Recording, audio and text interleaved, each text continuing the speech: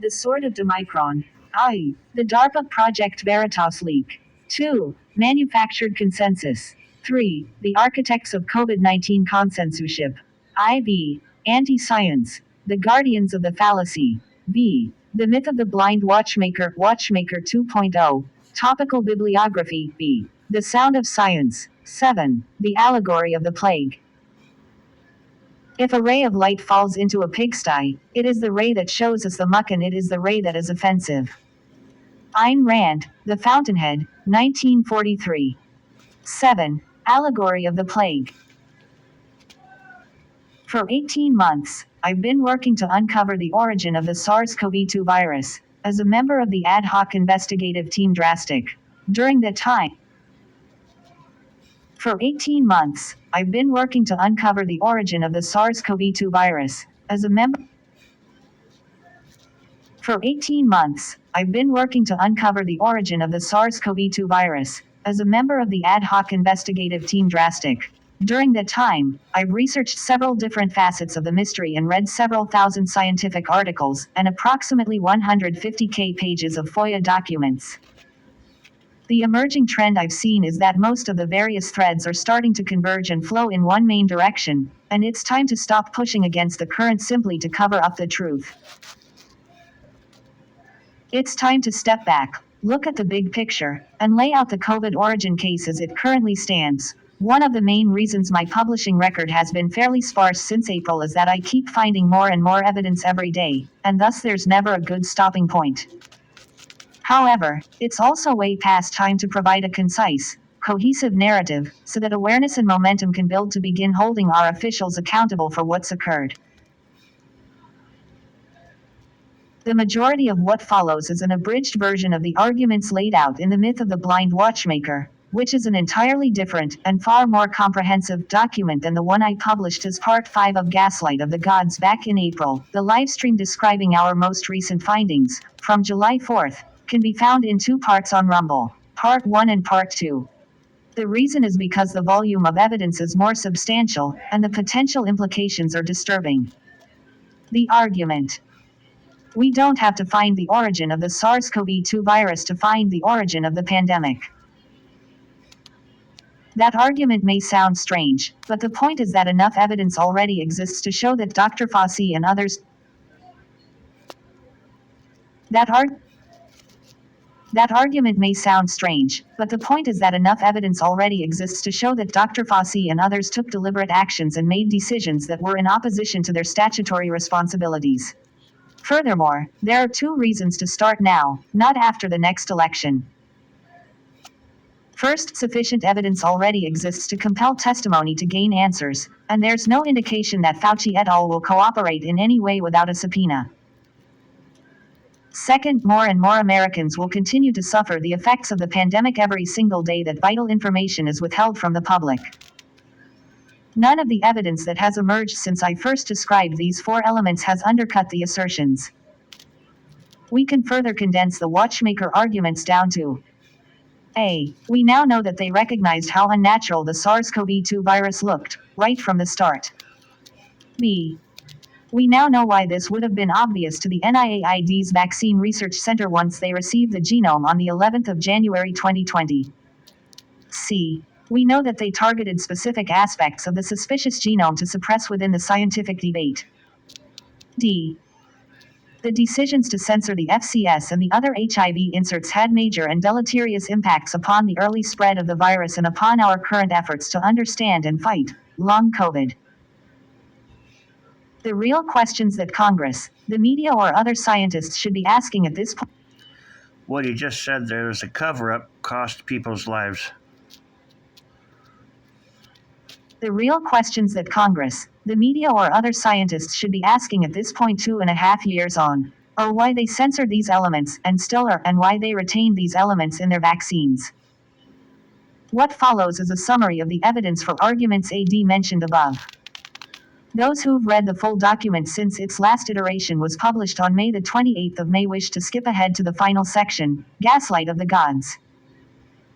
1 week to slow the spread of uncomfortable narratives, January 29, 2020 to February 4, 2020.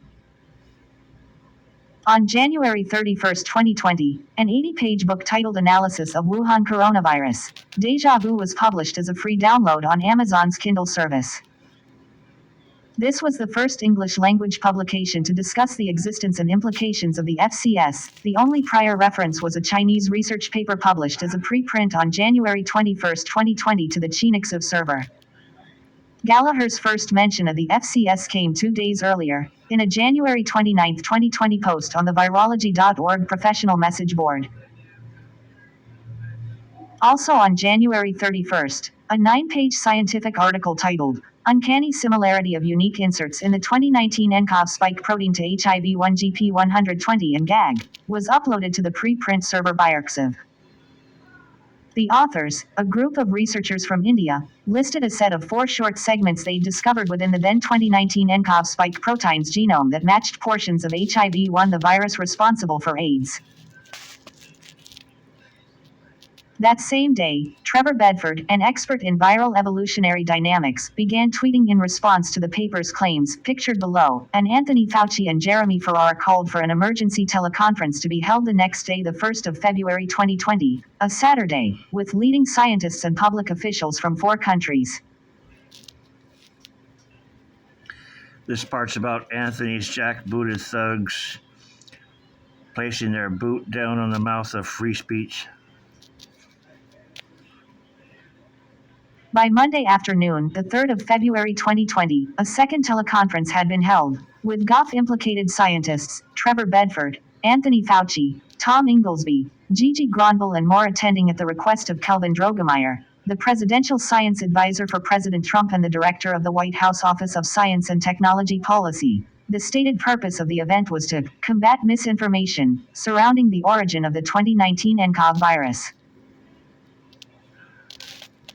One of the speakers was David Chris Hassel, Senior Science Advisor to Robert Kodlik, Assistant Secretary for Preparedness and Response, as PR, at the Department of Health and Human Services. Hassel was also the chair of the P3CO Oversight Committee created in 2017 to review gain-of-function research involving potential pandemic pathogens.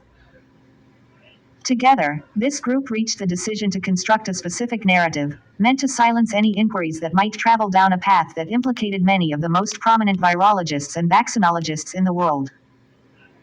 This is a tiny sequence and in no way suggests engineering. Trevor Bedford's tweet pictured above, of the 1st of February 2020 argued that insert 4 QTNSPRRA shares GTNS with the bat virus Rat13, while PRRA represents unique material in #nCoV 2019. This is a tiny sequence and in no way suggests engineering.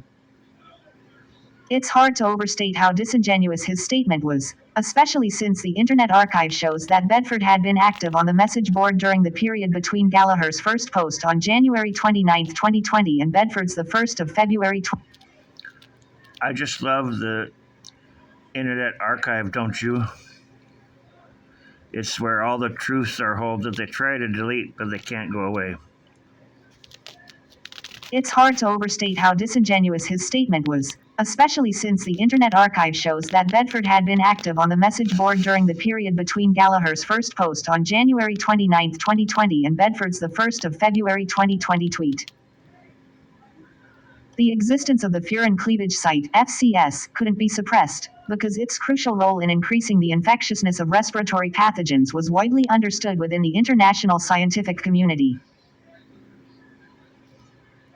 However, the existence of the FCS was not highlighted by any of the scientists or public health officials convened by Anthony Fauci and Jeremy Farrar on the 1st of February 20 until the final publication of The Proximal Origin of SARS-CoV-2, on March 17, 2020, in which the potentially unnatural origin of the FCS was roundly rejected, and its relevance for infectivity, as compared to the ACE2 receptor, was minimized. Much of what has been done to combat the pandemic, especially here in the United States, has been the opposite of what would have been recommended, if all of the information available to Dr. Fauci by February 1, 2020 been publicly known. Collateral damage from the decision to withhold this information can be grouped into 6 primary topics. As a reminder, the detailed lists of questions, evidence under each topic, with copious links, are all found within the Watchmaker 2.0 document, and a complete set of references for the project are within the topical bibliography.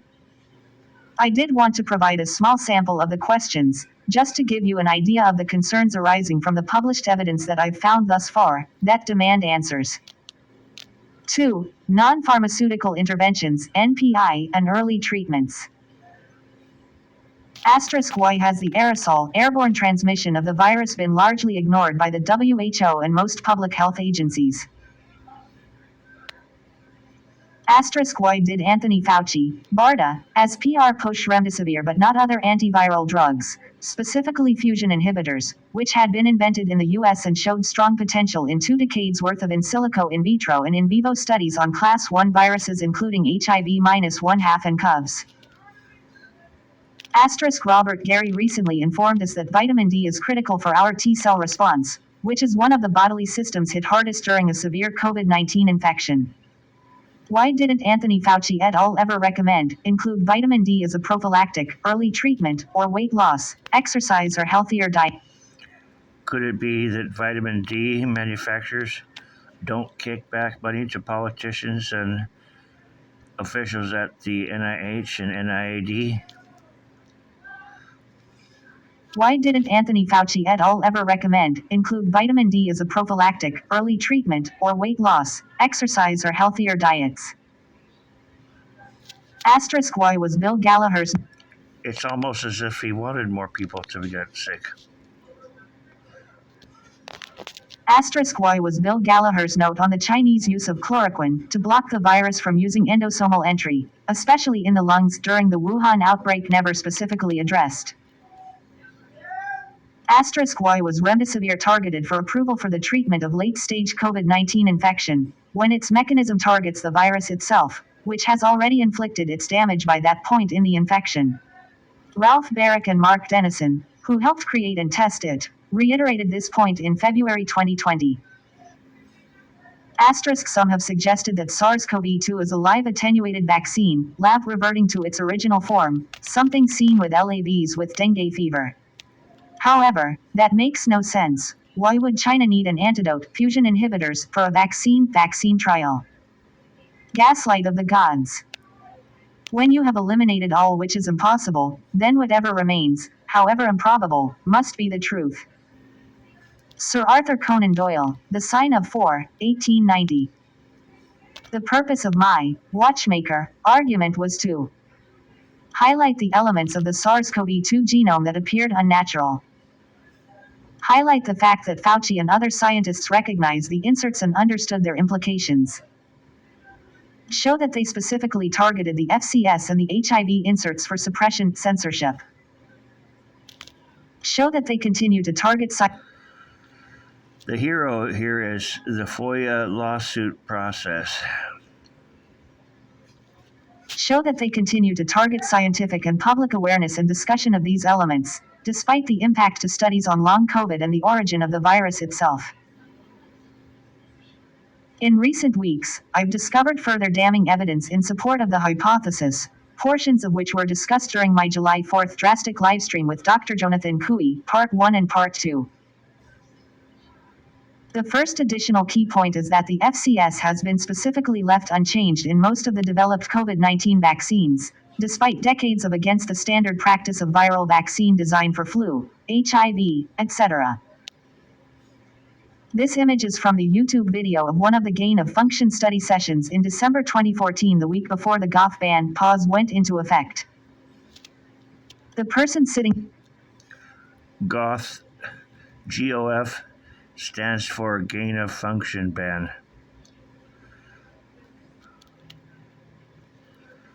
The person sitting next to Ralph Baric is Philip Dormitzer, who at that time was the head of the vaccine development section of the biopharmaceutical company Novartis. He moved to take the same role at Pfizer the next year. Thus, he was still there in early 2020 when the 2014 YouTube video that he's speaking of, I believe, was on the web archive.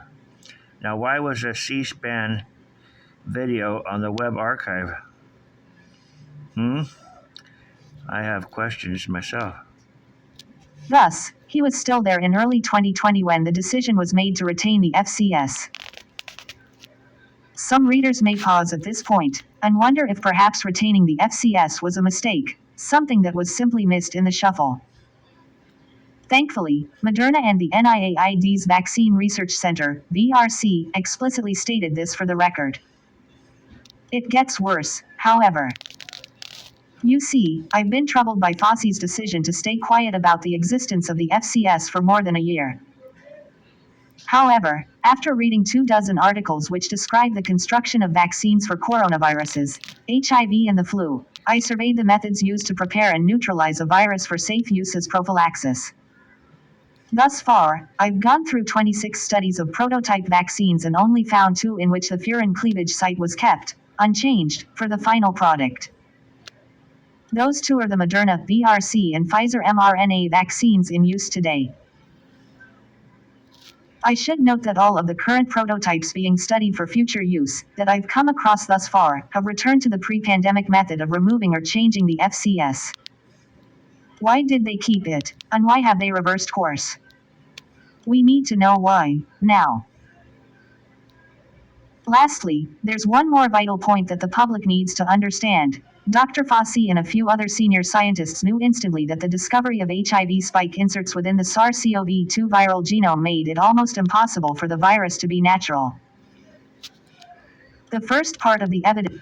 Lastly, there's one more vital point that the public needs to understand. Dr. Fauci and a few other senior scientists knew instantly that the discovery of HIV spike inserts within the SARS-CoV-2 viral genome made it almost impossible for the virus to be natural.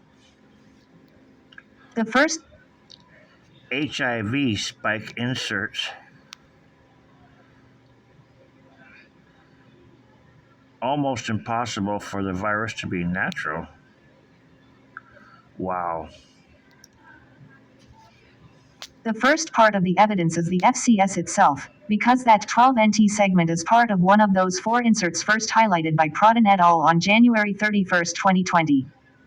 It's the part that unequivocally couldn't have come from a recombination in nature, as Khan Syed explained so clearly and concisely here. I feel confident that the other 3.5 inserts are just as artificial, but it's only necessary to prove that any part of the virus is unnatural to nullify the natural origin hypothesis. The second part arose from my... And Fauci's keeping his mind open about that. The second part arose from my reading of those 24 studies pictured above, asterisk and another 282 articles related to CoV, HIV spike homology, fusion peptides and their inhibition, and prion amyloidogenesis, etc. Over the last 6 months, most of which are already linked within tab 23 of my reference resource. The inserts follow an ENV*3 or 4 plus GAG*1 conserved epitope, mosaic structure, the QTQTNS, PRRAR being the bookend pieces from a typical GAG motif. This construct is a type arising from one of the 2 main HIV vaccine designs currently employed, and the fact that they sit in the exact physical positions on the SARS-CoV-2 spike to be most accessible and antigenic makes their appearance within the genome incompatible with expectations from nature. This would have been well understood by the WIV or the VRC to reflect tinkering with the genome, because mixing elements of HIV-1's spike protein with CoV sequences and/or backbones, or vice versa, has been part of the VRC's HIV-1 CoV vaccine research since at least 2006, at least 2007 for the WIV, and at least as recently as 2018. For a fuller explanation on this,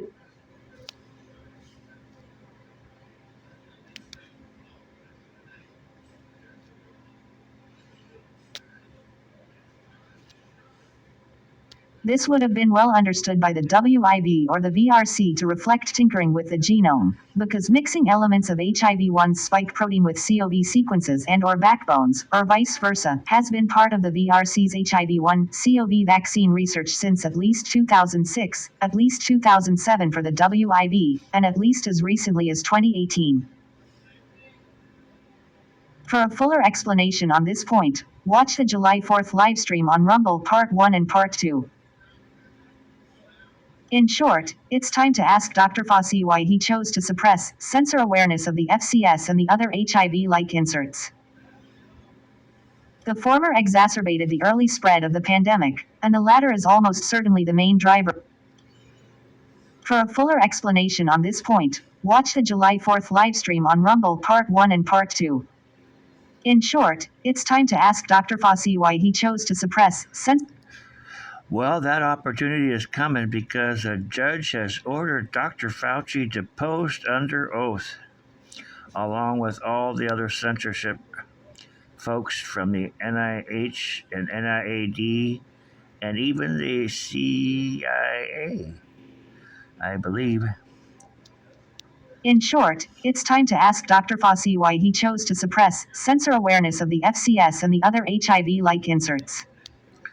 Oh, by the way, that crazy gal, the head of the censorship division of the CIA, well, guess what? She's been deposed too.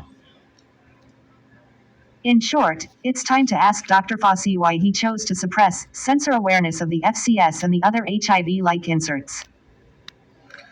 It's almost like they canceled the First Amendment. That's strange. The former exacerbated the early spread of the pandemic, and the latter is. I have a question. When you take out the most important part of a vaccine, which is the word immunity, and you remove that word immunity from the definition of a vaccine, how the hell can you still call it a vaccine? The former exacerbated the early spread of the pandemic, and the latter is almost certainly the main driver of the long COVID that is emerging in a double-digit percentage of symptomatic COVID cases, especially long COVID symptoms associated with autoimmune and amyloid-driven disorders. That's the true legacy of Anthony Fauci, the implications of censorship of intelligent design. These questions are valid regardless of who created the SARS-CoV-2 virus. That's the true legacy of Anthony Fauci, the implications of censorship of intelligent design. That's the true legacy of Anthony Fauci, the implications of censorship of intelligent design. These questions are valid regardless of who created the SARS-CoV-2 virus, or for what purpose it was created. The magnitude of their implications is such that simply refusing to answer them should itself be considered obstruction of justice. Tilda Rixey. We can easily forgive a child who is afraid of the dark. The real tragedy of life is when men are afraid of the light. Plato. Share. LL never mandate paid subscription. Nixon. It wasn't the crime, it was the cover-up that was the reason he got impeached. LL never mandate paid subscription asterisk. Asterisk. But I won't turn down donations via subscription. Asterisk. Every donation means another spike protein of justice, riding a lipid nanoparticle across the blood-brain barrier of the bureaucracy. Every donation is another spike protein of justice. I love it. Asterisk. But I won't turn down donations via subscription. Asterisk. Every donation means another spike protein of justice, riding a lipid nanoparticle across the blood-brain barrier of the bureaucracy. Asterisk in my fight against the mortgage mandate. Subscribe now. Alternatively, if you despise the shackles of Substack's limited subscription options, you can donate any amount you want via PayPal at Sarscovrix. Subscribe. More excerpts of questions for Fauci from The Myth of the Blind Watchmaker.